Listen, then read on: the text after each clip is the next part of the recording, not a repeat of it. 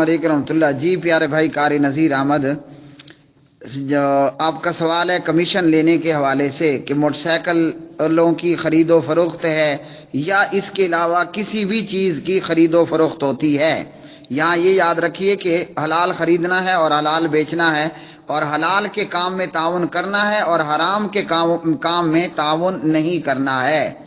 یا ایھا الناس کلوا مما فی الارض حلالا طیبا، اسی طرح آپ کا بھلا ہو، ولا تعاونوا علی الاثم والعدوان۔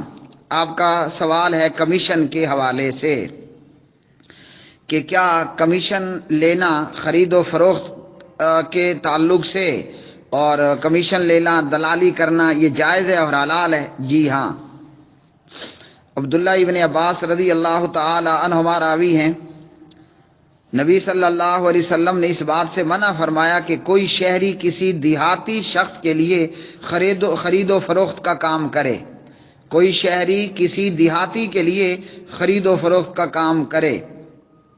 تو ابن عباس سے پوچھا گیا کہ اس کا کیا مطلب؟ تو انہوں نے کہا کہ کوئی شہری کسی دیہاتی کے لیے دلال نہ بنے۔ صحیح بخاری کتاب البیوع اور اسی طرح بلوغ المرام کتاب البیوع۔ تو اس حدیث سے کیا پتہ چلا کہ دلالی ہو سکتی ہے، اور دلال کا بیچ میں کام کیا ہوتا ہے کہ فروخت کرنے والے کے لیے خریدار کو تلاش کر کے لے کر آنا، وہ چاہے موٹر سائیکل ہو یا گاڑی ہو یا سبزی ہو یا وغیرہ وغیرہ جو بھی ہو۔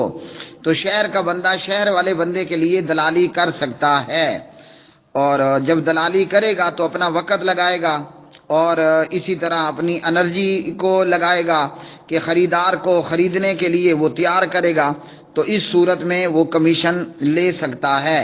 ہاں، اس بات کو مد نظر رکھنا ضروری ہے کہ کوئی دھوکہ، فراڈ، جھوٹ ایسی چیز نہیں ہونی چاہیے۔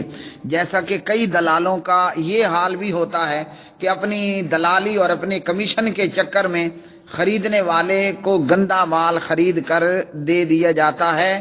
اس کا مقصد یہ ہوتا ہے کہ یہ بس کسی طریقے پر خرید لے اور پھر اس کے بعد اس کی کمیشن کھری اور سامنے والے کے لیے کوئی مصیبت پیدا ہو جاتی ہے۔ ھذا ما عندی واللہ تعالی اعلم بالصواب۔